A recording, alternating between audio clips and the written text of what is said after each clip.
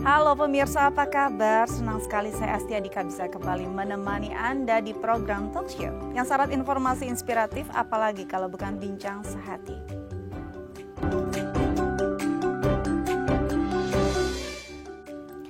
Ya pemirsa, bincang sehati akhir-akhir ini kita dihebohkan dengan berita seorang anak yang digigit oleh seekor hewan dan mengalami kondisi yang memprihatinkan karena terjangkit rabies. Nah, ini menjadi satu perhatian yang luar biasa ya. Seperti apa sih bahayanya rabies ketika masuk dalam tubuh manusia? Nah, ini akan menjadi topik kita hari ini. Tapi sebelum itu, kita akan bahas dulu nih mitos atau fakta seputar rabies ya.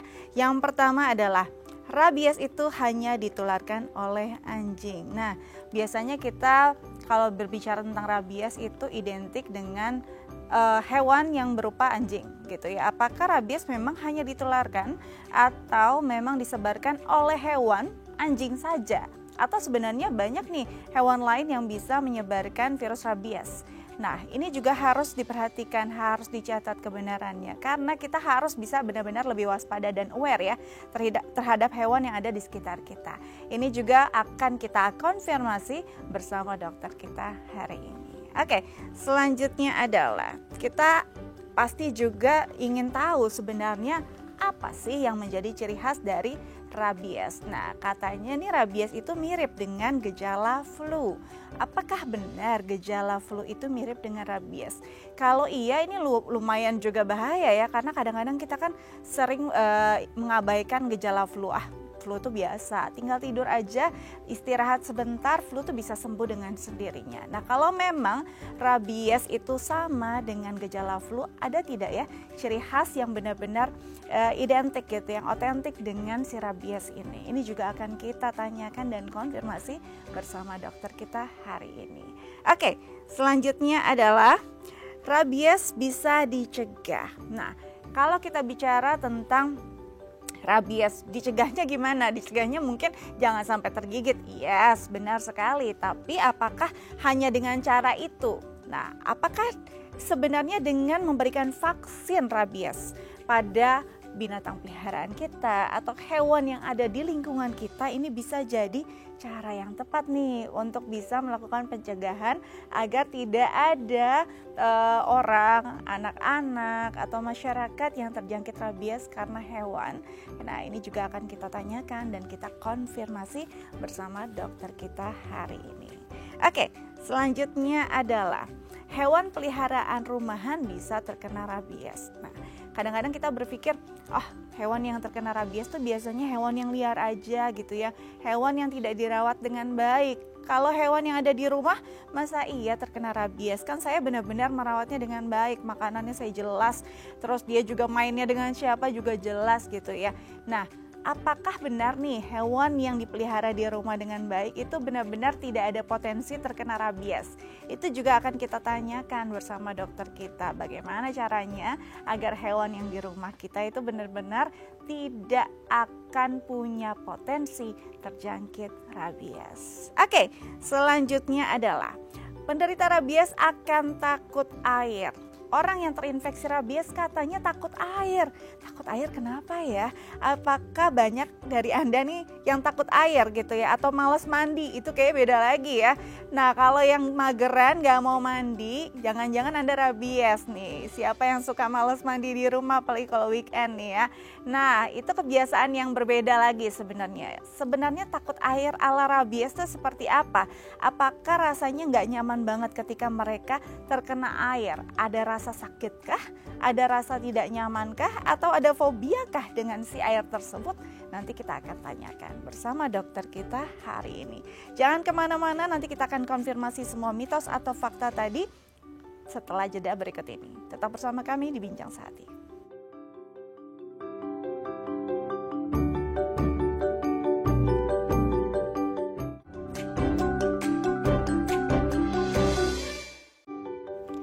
Ya, pemirsa, kembali lagi bersama kami di Bincang Sehati. Di segmen sebelumnya kita sudah membahas nih beberapa mitos atau fakta seputar rabies. Tapi kan itu bahasan saya ya, belum tentu benar nih faktanya, belum tentu valid. Bisa jadi hanya mitos belaka. Karena itu kita akan konfirmasi langsung bersama dokter kita hari ini. Sudah hadir bersama saya di studio Dr. Ida Ayudiani SPN, spesialis neurologi dari Brawijaya Hospital Depok. Langsung kita sapa. Halo dokter. Halo Kak Dika. Apa kabar? Baik. Selamat datang di Bincang Sehati. Thank you sudah hadir di sini untuk mengedukasi masyarakat ya. Oke, hari ini kita bicara tentang rabies. Hari ini memang akhir-akhir ini nih karena ada satu kasus, ada satu berita yang memang menggemparkan ya. Ada seorang anak yang terjangkit rabies karena digigit oleh seekor hewan. Ini jadinya jadi perhatian dan sorotan masyarakat mulai kembali gitu, yang tadinya mungkin sudah terabaikan. Kita sebelum bahas lebih jauh tentang rabies, saya mau tanya dulu tentang mitos atau fakta yang selama ini kita percaya dan kita pahami kebenarannya tapi nggak tahu benar atau enggak, mitos atau fakta ya. Oke, yang pertama adalah mitos atau fakta nih dok, kalau rabies hanya ditularkan oleh hewan yaitu anjing. Benar atau enggak, mitos atau fakta? Kalau hanya ditularkan oleh anjing itu mitos ya. Oke. Karena rabies itu dia bisa menyangkit hewan apa saja yang berdarah panas. Maksudnya hewan berdarah panas itu hewan yang bisa menyesuaikan suhu lingkungan. Jadi kalau suhunya terlalu panas dia bisa menurunkan suhu tubuhnya. Contohnya itu ada anjing, kucing, kera, burung atau hewan-hewan mamalia lainnya. Penularannya memang paling sering itu terbanyak 95% atau 98% itu adalah anjing, kemudian kucing dan kera. Oke, paling banyak itu ya. Dan itu juga memang hewan-hewan yang paling banyak juga di lingkungan kita gitu ya. Iya. Oke, jadi bukan cuma anjing. Ini mitos ya. Mitos. Kalau hanya anjing, mitos belaka. Jadi memang bisa ditularkan oleh hewan-hewan berdarah panas, yaitu hewan-hewan yang bisa menyesuaikan suhu tubuhnya gitu ya. Iya. Oke. Itu harus jadi catatan, jadi harus waspada juga terhadap hewan-hewan lain selain anjing yang mungkin punya potensi menularkan rabies. Selanjutnya adalah mitos atau fakta kalau gejala rabies itu mirip dengan flu. Kalau memang mirip dengan flu, kadang-kadang kita flu itu kan istilahnya penyakit yang common ya, penyakit yang biasa terjadi gitu. Jadi kadang-kadang kita abaikan aja, minum obat warung selesai gitu kan. Gimana nih kalau memang mirip dengan flu, benar atau tidak, mitos atau fakta nih dok? Kalau dia dibilang mirip dengan flu pada gejala awal atau gejala prodromal itu benar ya, flu-like syndrome.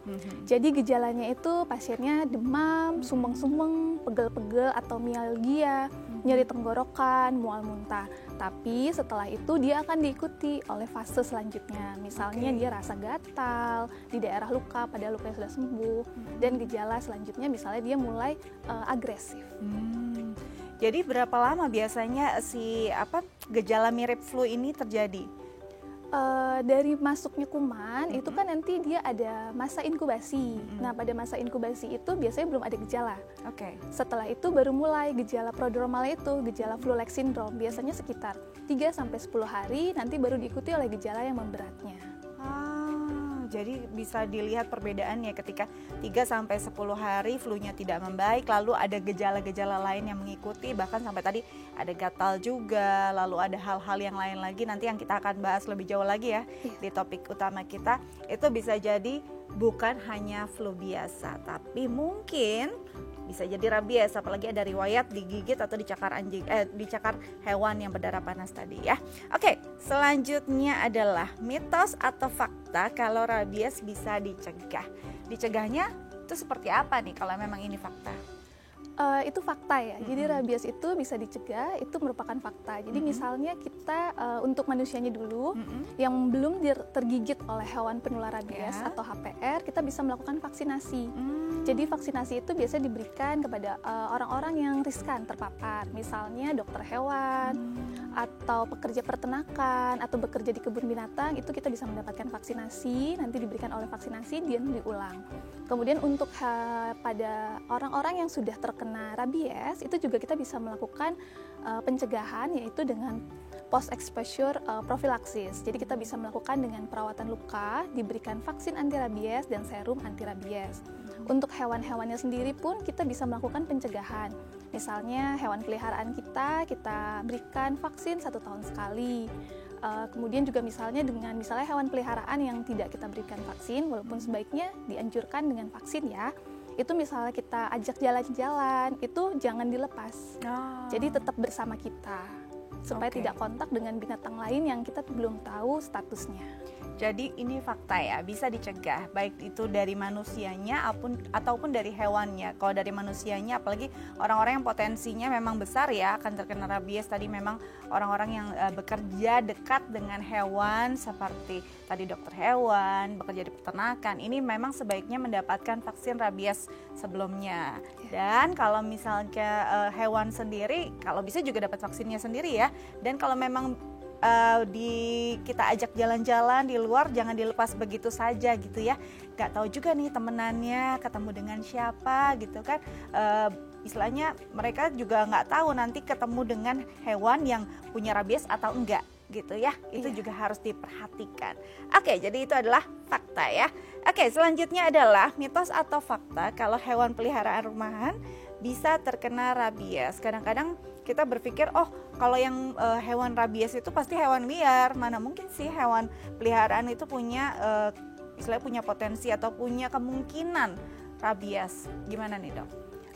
Kalau bisa itu fakta ya, karena kan tadi rabies itu merupakan penyakit zoonosis, jadi ditularkan dari hewan ke manusia dan bisa mengenai semua hewan yang berdarah panas. Nah, hewan-hewan peliharaan kita itu kan biasanya berbulu ya, seperti kucing, anjing. Jadi kalau bisa ditularkan itu betul melalui misalnya cakaran atau gigitan dari hewan lain yang tertular rabies, atau misalnya di rumah kita nih ada kelelawar yang masuk. Kelelawar itu kan juga salah satu binatang pembawa virus rabies. Jadi itu bisa menjangkit binatang peliharaan kita. Oke, jadi bukan berarti kalau hewan peliharaan tuh akan bebas merdeka dari rabies ya, bisa aja gitu ya. Bisa. Apalagi kalau hewan peliharaan lumayan gaul nih, sering keluar ya, sering main sama hewan peliharaan tetangga atau hewan-hewan liar, kan nggak tahu juga ya, berantem lah di jalan, dicakar-cakar ya kan, itu bisa aja terjadi. Jadi jangan ngerasa aman aja walaupun itu hewan peliharaan. Oke, selanjutnya adalah mitos atau fakta kalau penderita rabies itu takut air. Kenapa takut air? Kan banyak juga tuh yang sekarang kaum takut air ya, mandinya sekali sehari, apalagi kalau weekend nggak mandi, itu kan juga kaum takut air. Kayak gitu nggak sih takut airnya atau beda lagi nih? Itu bukan seperti itu ya, takut airnya. Gitu ya? Jadi bukan takut mandi ya. Jadi penderita rabies itu setelah fase prodromal, dia nanti akan mengalami fase lanjutannya ya, seperti fase agitasi, cemas, dan dia mulai peka terhadap rangsangan sensoris ya. Dia rangsangan seperti udara, aerofobia, atau rangsangan dia takut air, hidrofobia. Maksudnya di sini, jadi dia baru membayangkan untuk minum atau dia minum air, dia langsung takut karena terjadi kontraksi di otot-otot di faringnya, sehingga membuat penderitanya itu takut akan minum air atau hidrofobia. Dan ini bisa berakibat fatal ya. Betul. Karena bisa dehidrasi karena dia nggak minum ya dok ya. Iya betul. Ini bahaya banget. Nanti kita akan bahas lebih jauh lagi ya, karena dampaknya bisa sampai kematian bahkan ya kalau tidak ditangani secara tepat dan cepat. Nanti kita akan kembali untuk membahas topik utama kita tentang rabies, kita kupas tuntas, tapi kita harus jeda terlebih dahulu. Pemirsa jangan kemana-mana, tetap bersama kami di Bincang Sehati.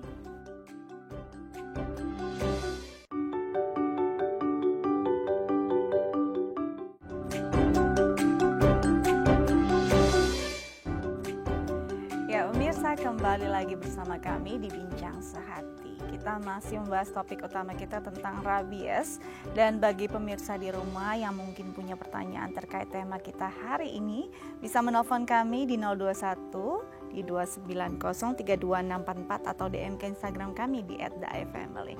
Kita lanjut lagi bersama dengan dokter kita, Dr. Ida Ayudiani SPN, spesialis neurologi dari Brawijaya Hospital Depok. Oke. Kita sebelum bahas lebih jauh dari dampaknya, bagaimana penanganannya, mungkin kita akan mengedukasi masyarakat dulu nih tentang rabies itu apa gitu ya. Selama ini orang berpikir rabies itu si anjing gila gitu ya. Mungkin itu kayak yang paling awam. Sebenarnya rabies itu apa sih dok? Jadi rabies itu memang kita kenal dengan istilah anjing gila ya. Rabies itu merupakan penyakit yang dapat menginfeksi sistem saraf pusat. Jadi sistem saraf pusat itu terdiri dari otak dan sumsum tulang belakang atau medula spinalis. Nah, dia itu dibawa oleh virus RNA. Virusnya adalah virus RNA dari famili rhabdovirus, namanya Lissa virus. Rabies itu dia merupakan penyakit zoonosis yang ditularkan melalui gigitan atau cakaran atau terkena air liur dari hewan pembawa atau hewan penular rabiesnya itu. Nah, ini si anjing gilanya sendiri kalau kita secara awam, apakah dia punya gangguan juga secara mental gitu ya? Dia kayak nggak bisa mengatur dirinya, jadi kayak secara akal dia juga nggak jelas gitu ya, jadi menggigit tanpa sadar, tanpa bisa mengontrol gitu. Apakah seperti itu juga yang terjadi? Jadi kalau pada hewannya ya, pada anjingnya gejalanya itu juga nanti sama seperti manusia, karena kan dia menginfeksi sistem saraf pusat ya, yang terdiri dari otak. Nah, di otak itu kan ada pusat emosi, mengendalikan perilaku. Nah, jadi si hewannya ini, si anjingnya ini dia juga istilahnya nggak sadar. Jadi dia bisa menggigit apapun yang bergerak. Jadi atau dia makan tidak apapun. sadar ya? Iya, karena terpengaruhi dari otaknya itu. Nah, sebenarnya kan yang harus kita lakukan adalah menyadari dulu nih si sumber dari penyakit ini gitu ya. Misalnya hewannya. Contoh kita ambil adalah anjing yang paling sering kita lihat gitu ya, anjing atau kucing lah ya. Ada nggak sih ciri tersendiri dari hewan yang memang sudah terinfeksi gitu ya dari virus tersebut? Ciri-cirinya hewan yang terinfeksi ya, jadi hewannya itu misalnya kan hewan peliharaan contohnya, biasanya dia penurut sama kita. Nah, ini dia nggak nurut lagi. Terus pada tahap-tahap awal dia juga punya tahap prodromalnya pada hewannya itu. Jadi hewannya misalnya nggak mau makan, terus dia diem aja, dia demam hewannya, terlihat jinak tapi sebenarnya enggak. Jadi kalau kita dekati dia ganas. Setelah itu hewannya itu mulai fase selanjutnya, fase eksitasi. Hewannya itu mulai agresif, dia mulai menggigit apapun yang benda-benda yang bergerak. Kemudian hewannya itu misalnya kalau kita pelihara hewan, dia kita kasih main keluar. Nah, dia tuh lupa jalan pulang ke rumahnya. Dia bingung, lupa. Terus hewan itu bisa memakan apa aja atau pika ya, bahkan kotorannya sendiri itu dimakan sama hewannya. Setelah itu dia bila hewannya masih belum meninggal, dia masuk ke tahap paralisis. Paralisis itu artinya lumpuh ya. Jadi dia jalannya kakinya diseret, terus ekornya itu sudah mulai jatuh. Jadi seperti disembunyikan di antara kakinya, ekornya. Kemudian dia hipersalivasi atau keluar air liur yang banyak. Kemudian diikuti oleh kematian dari hewannya tersebut. Jadi kalau melihat tanda-tanda hewan sedemikian rupa, kalau bisa kita hindari gitu ya, jangan dekat-dekat gitu ya.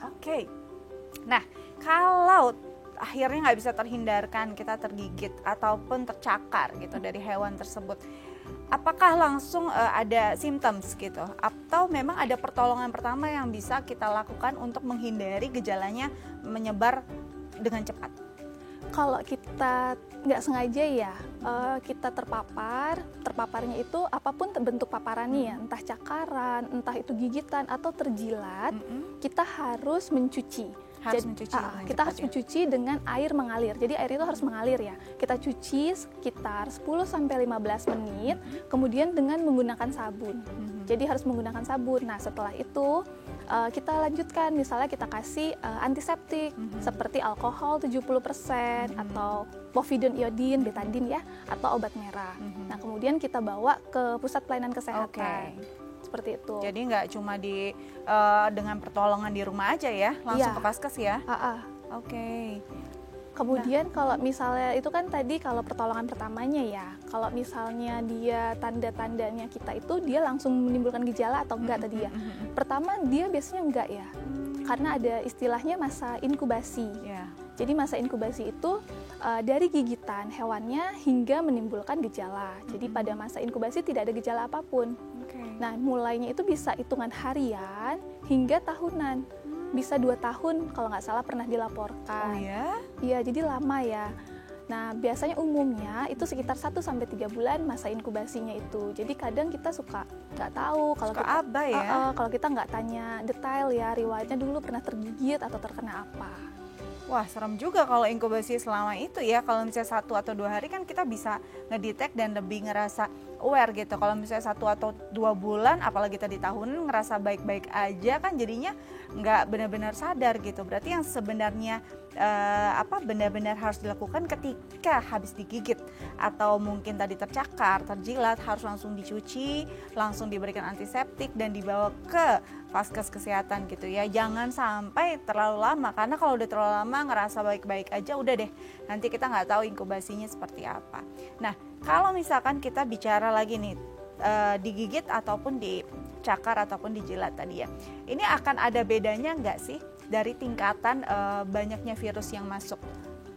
Jadi kalau misalnya kita dijilat ya, jadi kan penularannya itu tidak hanya melalui gigitan. Nah, dia kan paling banyak kumannya itu ada di saliva, ada di air liur dari hewannya. Kalau misalnya kita terjilat pada kulit yang utuh, jadi kulit kita nggak ada luka, itu kita cukup mencuci. Biasanya itu tidak terjangkit karena dia tidak bisa menembus virusnya itu untuk kulit yang utuh. Tapi kalau kita terjilat pada kulit yang tidak utuh atau kulit yang luka atau terkena dengan selaput mukosa itu selaput lendir ya, seperti di bawah mata, di bawah bibir atau di alat genital ya, itu berarti kita nanti selanjutnya akan mendapatkan vaksin anti rabies. Itu bisa menimbulkan gejala. Nah, kalau misalnya kita tercakar, kita lihat lagi cakarannya itu sampai berdarah atau hanya luka lecet. Kalau sampai dia hanya luka lecet, itu dengan tadi kita cuci yang 10-15 menit, kemudian kita dapat vaksin. Tapi kalau sampai berdarah, itu nanti kita akan mendapat tambahan serum anti rabiesnya itu. Nah, untuk luka-lukanya itu nggak boleh dijahit ya, biarkan aja. Jadi jahitannya hanya situasinya aja, situasional jahitannya. Kenapa nggak boleh jahit? Karena nanti dia akan tertutup kumannya itu. Kita kan nanti harus cuci ya. Kita cuci kuman supaya si kuman virusnya itu tidak bertambah banyak. Jadi sebesar apapun lukanya memang disarankan tidak dijahit. Kecuali kita yang berdarah terlalu banyak hanya situasional. Jadi kita tujuan utama kan kita harus cuci dulu. Kita cuci itu maksudnya itu supaya virus yang tadinya menggigit yang masuk itu dari gigitan itu bisa berkurang, bisa mematikan. Karena si badan virusnya itu dia kan mengandung lemak, protein. Nah, dia itu bisa larut dari si sabun yang kita pakai itu. Dan juga nanti kalau kita tutup, kebayang perihnya ya, Dok ya. Iya. Jadi kalau kita tutup pun nanti kuman itu bisa berkembang menjadi anaerob, bakteri anaerob. Jadi dia nanti bisa berkembang. Gitu. Jadi kebayang saya harus membayangkan ada luka terbuka dicuci dengan sabun, tapi mau nggak mau harus seperti itu agar memang si virus ini yang badannya dari protein dan lemak itu terbuang gitu ya. Jadi memang sebaiknya jangan sampai terjangkit gitu. Oke, Dok, biasanya tadi kalau misalnya sudah masuk ke masa inkubasi, yang dirasakan tadi kan gejala awalnya seperti flu. Flu yang dimaksud ini apa? Apakah benar ada seperti ada batuk, pilek atau demam biasa kah atau seperti apa, Dok? Flu-nya itu jadi seperti flu ya gitu istilahnya ya, flu-like syndrome. Jadi dia akan demam, sumeng-sumeng, badannya tuh pegal-pegal. Ada atau bersin kah? Mialgia. Dilaporkan sih dia lebih ke mual muntah, nyeri kepala seperti itu ya. Bahkan ada yang diare. Tapi kalau misalnya bukan yang batuk pilek ya. Bukan batuk pilek ya ke arahnya ya. Iya. Oke, jadi ada rasa nggak nyaman. Tadi ada mialgianya juga. Lalu tadi sumeng-sumeng, ada panas tinggi kah? Iya, dia demam. Demam ya, ada demam tinggi juga. Lalu ini juga ada mual muntah sampai ke diare gitu ya. Nah, ini biasanya apakah hampir semua akan merasakan simptom yang sama atau tergantung juga nih usianya? Kalau untuk gejala prodromalnya ya, seperti flu-nya itu hampir semuanya dia akan melewati fase itu dulu. Jadi selain itu dia juga ngerasa nyeri di tenggorokannya ya. Jadi kayak mungkin kita ngerasa kayak radang gitu ya, sakit tenggorokannya, dia semuanya akan mengalami. Nah, usia itu dia yang membedakan itu mungkin masa inkubasinya ya. Lebih cepat atau lebih lambat. Karena kan tadi bisa hitungannya ada yang harian, mingguan, bulanan, bahkan tahunan. Karena kan kalau misalnya yang usia lanjut, otomatis imun kita lebih turun kan. Jadi pertahanan tubuh kita untuk mengatasinya pun juga akan berbeda dengan yang usia lebih muda. Kemudian pada anak-anak, itu kan badannya anak-anak itu kan lebih kecil ya dari dewasa. Panjang tinggi badannya itu kan lebih pendek. Nah, si virus itu kan nanti dia kan memperbanyak diri ke otak ya, ke sistem saraf pusat. Kalau anak-anak berarti si virus itu bisa nyampe ke sistem saraf pusatnya lebih cepat. Makanya dia mungkin inkubasinya bisa lebih cepat.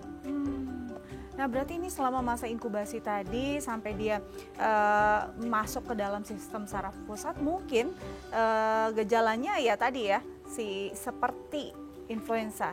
Nah, kalau dia sudah masuk ke sistem saraf pusat, apa nih hal yang paling khas sudah mulai terlihat?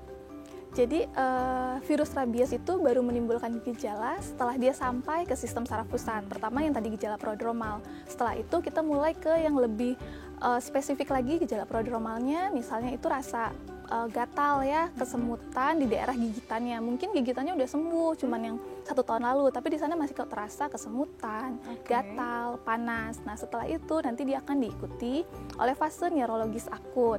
Nah fase neurologis akut itu nanti terbagi lagi. Dia fase eksitasi, jadi kesadaran pasiennya itu berfluktuasi, maksudnya itu naik turun. Jadi dia kadang dia agresif, kadang dia tenang. Kemudian pasiennya cemas. Terus kemudian dia mulai sensitif terhadap rangsangan-rangsangan sensoris ya. Misalnya dia tertiup angin di wajahnya, dia jadi ketakutan atau aerofobia. Dia minum air, dia takut atau hidrofobia, atau dia takut dengan cahaya, dia fotofobia. Nah setelah itu pasiennya itu dia akan mengalami fase paralisis. Tapi umumnya 80% sudah terjadi kematian saat mengalami fase tersebut ya. Karena kan dia kontraksi ya dari si otot-ototnya itu, dan nanti dia lumpuh menyerang si otot pernafasannya itu.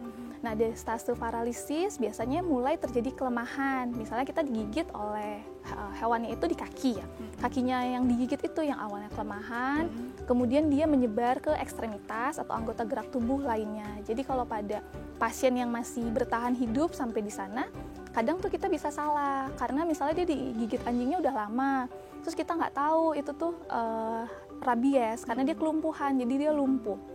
Kita bisa salah diagnosis kalau kita tidak tanya detail ya riwayat-riwayat sebelumnya. Kemudian setelah itu dia gejalanya bisa sampai di koma dan kematian.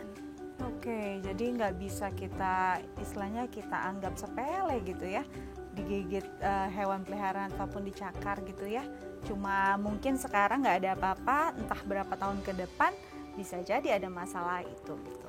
Oke, Dok, tadi jadi kalau sudah masuk ke sistem saraf pusat baru deh nih ada gejala-gejala yang khas tadi, dimulai dari area yang tadinya sudah sembuh kok mulai kesemutan, mulai gatal, sampai ada rasa terbakar. Ini kan khas ya karena masuknya ke saraf gitu kan. Dan apakah memang ada rasa yang sama nih seperti dengan gangguan saraf lainnya seperti menjalar, tusuk-tusuk seperti terbakar kecil-kecil gitu. Apakah hal yang sama rasanya? Hal yang sama ya, karena dia sensorisnya kena ya. Jadi di sekitar luka gigitannya itu karena saraf-saraf serabut sensorisnya kena ya, dia akan merasakan hal yang sama. Kesemutan, rasa panas, rasa ditusuk-tusuk atau dia baal, itu akan rasanya sama. Yang membedakannya mungkin ada gigitan, bekas gigitannya. Jadi kalau memang pernah merasa digigit dan ada dicakar di area itu, atau mungkin ya kalau dijilat dan memang mungkin pernah luka terbuka di area jilatan tersebut, dan beberapa waktu kemudian, beberapa fase kemudian terus merasakan hal tersebut, perlu diantisipasi nih ya, perlu langsung ditanyakan pada tenaga profesional medis kita. Oke, nanti kita lanjut lagi, tapi kita harus jeda terlebih dahulu ya Dok ya. Pemirsa jangan kemana-mana, tetap bersama kami di Bincang Sehati.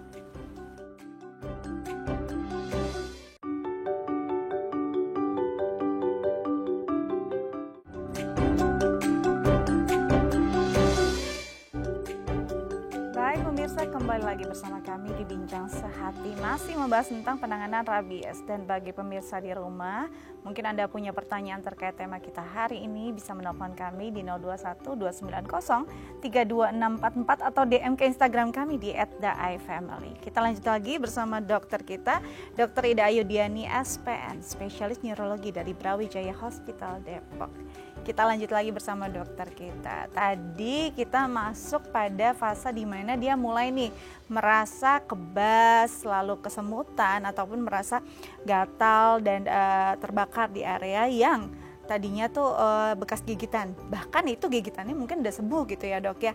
Nah ini berarti di fase ini sebenarnya bisa nggak sih mulai diobati dan di stop gitu, jangan sampai lebih parah dari itu? Biasanya ya kan pasien-pasien itu mungkin dia ada yang datang di fase itu atau di fase lanjutannya ya, karena ngerasa udah lama kok digigitnya, Tetapi kalau virusnya itu sudah masuk ke sistem saraf pusat, biasanya pengobatannya itu hanya bersifat suportif. Jadi misalnya kita hanya mengatasi kalau dia demam, ya kita atasi demamnya, dia nyeri, kita atasi nyerinya, dia kejang, kita atasi untuk kejangnya. Karena kumannya itu dengan sangat cepat, begitu dia sampai sistem saraf pusat, dia akan memperbanyak dirinya secara masif. Jadi gejalanya itu akan cepat. Jadi misalnya dia tadi prodromal kan sekitar sampai 10 hari, terus dia sudah mulai rasa gatal, gak enak, nyeri di daerah bekas luka. Kemudian setelah itu dia mulai fase agitasi, cemas. Nah itu biasanya berujung dalam 14 hari menjadi kematian. Oke. Jadi cepat setelah Cepat itu sekali fasenya ya. dia akan cepat. Iya. Jadi ini kalau dibilang sebenarnya masuk dalam keakutan tertentu gitu ya, walaupun ada jeda masanya tergantung pada apa gitu. Maksudnya kan tadi ada beberapa bulan, ada beberapa tahun. Apa yang bisa membuat seseorang bisa berbeda-beda masa inkubasinya, Dok? Iya, kalau misalnya yang berbeda-beda masa inkubasi tergantung dari individualnya masing-masing ya. Pertama dari sistem imunnya kita. Pada pasien-pasien yang imunokompromis atau yang imunnya kurang, itu dia akan lebih cepat masa inkubasinya. Kemudian pada pasien anak-anak, itu juga dia inkubasinya akan lebih cepat daripada orang dewasa. Seperti yang tadi disebutkan ya, karena kan dia tinggi badannya lebih pendek. Nah si virusnya itu kan dia masuk ya melalui gigitan. Anggaplah gigitannya di kaki atau di tangan. Nah setelah itu nanti dia bisa ke saraf, dia itu kan harus menembus dulu nih. Menembus dia jadi lewat pertautan, jadi pertemuan dari si otot dengan saraf. Setelah itu dia ke saraf tepi, dia nyampe ke saraf pusat. Dan nyampe di saraf pusat, di otak tersebut, dia memperbanyak diri. Jadi kalau di anak-anak, dia lebih cepat kan, lebih pendek. Jadi dia akan lebih cepat nyampe ke otaknya. Berarti kayak udah nggak ada toleransi lagi dong ketika sudah masuk ke dalam tubuh manusia dan itu nggak ditangani di proses awal, berarti sudah nggak ada lagi ampun gitu ya? Iya, jadi kalau misalnya memang kita tergigit, diharapkan segera kita lakukan cuci-cuci itu dan vaksinnya. Karena kumannya itu dengan harapan kumannya itu belum sampai, jadi dia masih di sekitar lukanya. Jadi kita berikan vaksin sambil kita evaluasi dan kita berikan serum anti rabies sesuai derajat lukanya. Tetapi kalau misalnya dia sudah sampai di sistem saraf pusat, kita terapinya bersifat suportif. Benar-benar nggak ada harapan kah? Selama ini yang dilaporkan biasanya sudah menimbulkan gejala, dia berujungnya dengan fatal ya, sampai di kematian. Oke. Nah, sifat agresif yang ditimbulkan tadi kan juga disertai dengan kecemasan gitu ya. Nah, dan juga fobia. Ini berarti berkaitan juga dengan psikis seseorang kah atau memang hanya gangguannya saja, gangguan saraf pusatnya saja yang terganggu? Jadi kan pasien itu menimbulkan gejala ya, setelah tadi dia terinfeksi, tadi dia sampai ke otak, nah di otak dia menyebar. Dia menyebar, dia tuh paling banyak ada di sistem limbik. Sistem limbik di otak itu fungsinya dia tuh yang mengatur perilaku kita, emosi kita. Kemudian dia juga ada ke daerah masuk di hipotalamus. Hipotalamus di otak, dia tuh yang mengatur hormon-hormon, regulasi hormon organ-organ tubuh kita. Dia juga ada di batang otak. Virusnya itu banyak. Nah, di batang otak itu dia mengatur pusat kesadaran. Jadi pasiennya nanti bisa penurunan kesadaran, kemudian juga pusat pernafasan. Jadi gangguan perilakunya itu dia terpengaruh karena dari kuman-kuman itu dia mempengaruhi sistem di otak seperti di sistem limbik tadi yang mempengaruhi emosi, perilaku, tingkah laku. Jadi memang bukan karena dia secara psikisnya mentality ada masalah ya. Ya jadi mungkin, memang karena ada tadi virus dan kuman yang ada di dalam otaknya gitu ya. Iya. Otak di batang otak dan di bagian tadi limbiknya tadi Iya. ya. Oke, Dok, ini kan tadi fobianya macam-macam ya, bahkan kena udara susah gitu, terus minum aja takut. Berarti apakah perlu isolasi tertentu nih untuk pasien tersebut? Untuk di perawatan ya, pasiennya itu disarankan diisolasi di ruangan yang tenang dan ruangan yang gelap, karena kan dia juga takut cahaya ya.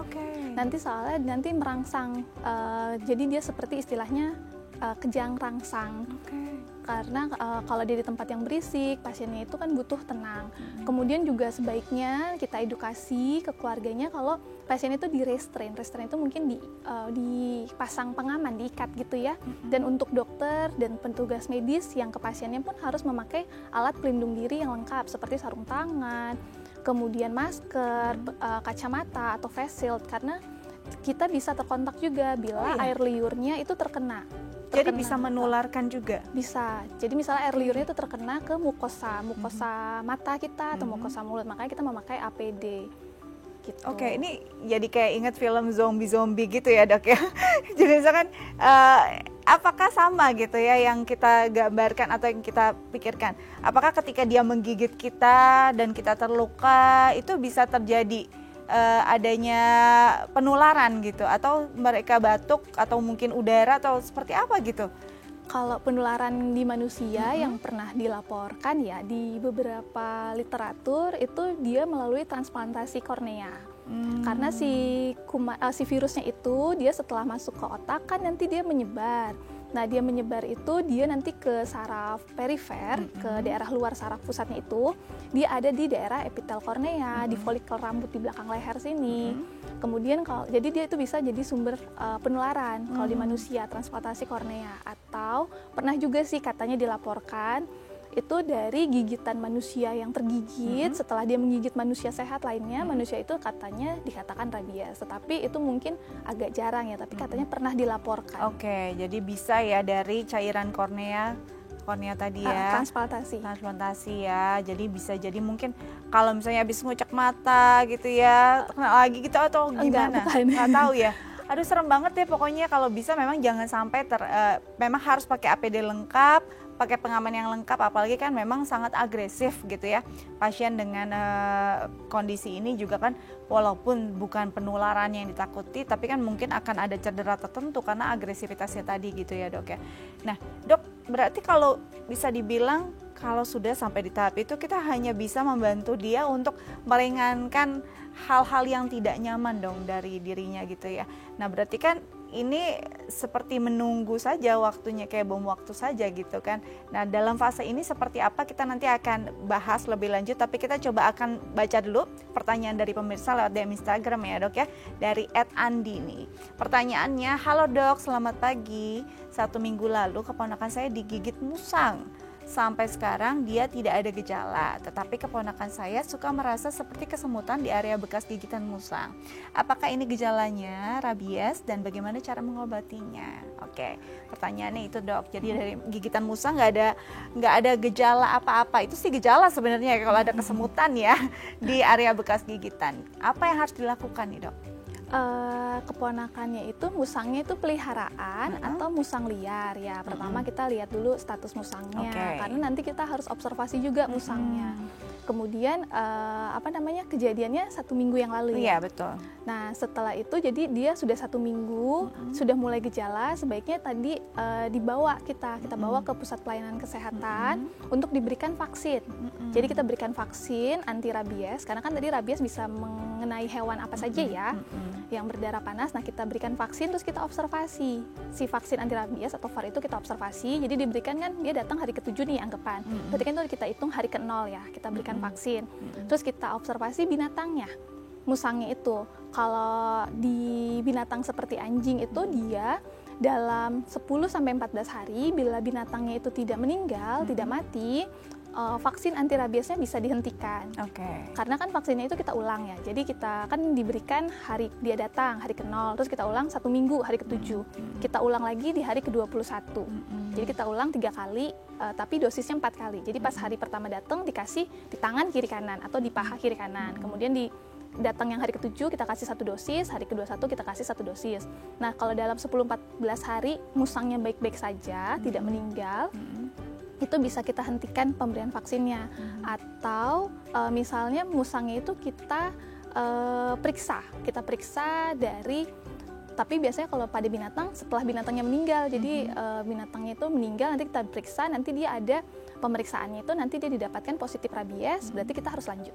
Dan kalau hasilnya negatif berarti vaksinnya dihentikan. Jadi tetap harus diberikan vaksin ya, apalagi sudah ada kesemutan. Baik, jadi untuk Mas Andi ya, untuk keponakannya coba dicek juga musangnya untuk dilihat apakah ada kondisi yang tadi seperti yang dikhawatirkan ya, ada rabies di sana. Nanti diobservasi dan juga diobservasi juga untuk si adiknya ya, ponakannya ya. Kita harapkan sih tidak seperti yang dikhawatirkan, jangan sampai terkena rabies juga ya. Oke, nah tadi terputus pada bagaimana seseorang yang memang sudah terkena tadi gejala-gejala yang sudah lebih lanjut lagi, dan ini kalau kita lihat kan sudah cuma diberikan obat-obat supporting saja gitu, dan ujungnya mau nggak mau mungkin akan bertemu dengan kematian. Berarti sudah tidak ada harapan.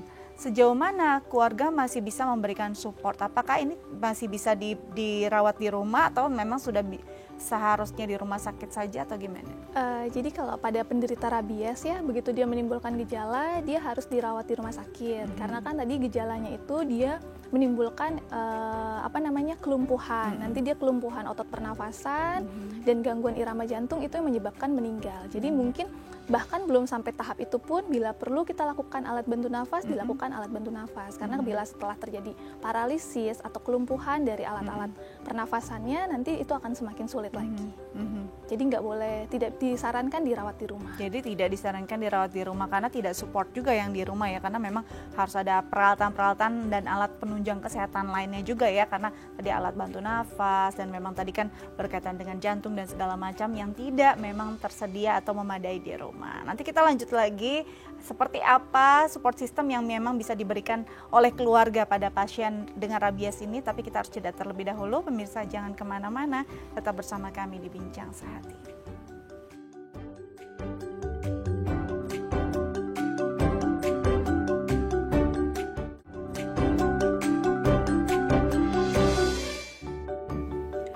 Ya, pemirsa kembali lagi bersama kami di Bincang Sehati, masih membahas tentang penanganan rabies. Dan bagi pemirsa di rumah yang mungkin punya pertanyaan terkait tema kita hari ini, bisa menelpon kami di 0212903244 atau DM ke Instagram kami di @daefamily. Kita lanjut lagi bersama Dr. Ida Ayudiani, SPN, spesialis neurologi dari Brawijaya Hospital Depok.